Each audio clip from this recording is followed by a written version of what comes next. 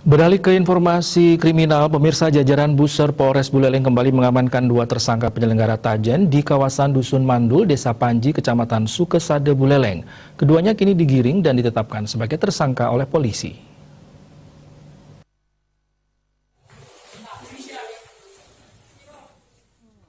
Inilah tersangka Dewa Gede Gogik dan I Gusti Ngurah Adi asal Desa Panji yang diamankan Buser Polres Buleleng saat menyelenggarakan judi tajan di kawasan Dusun Mundul, Desa Panji, Sukasade.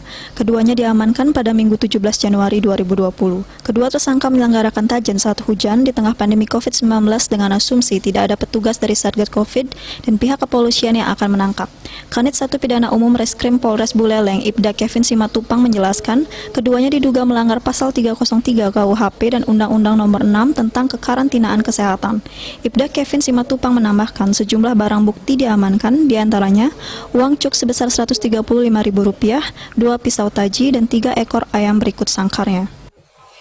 Mungkin Sunandi seperti yang sudah kita ketahui, pelaku dengan sengaja menyelenggarakan perjudian jenis sabung ayam. Untuk pasal yang kita persangkakan kepada para pelaku adalah pasal 303 KUHP junto pasal 93 ayat 1 Undang-Undang RI nomor 6 tahun 2018 tentang karantina kesehatan.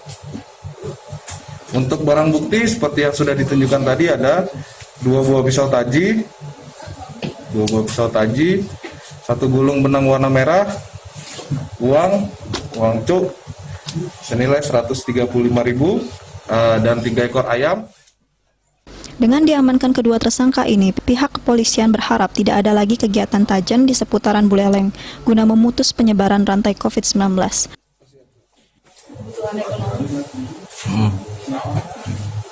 Biasanya berapa kali dapat sehari itu? 1 juta. 100.000.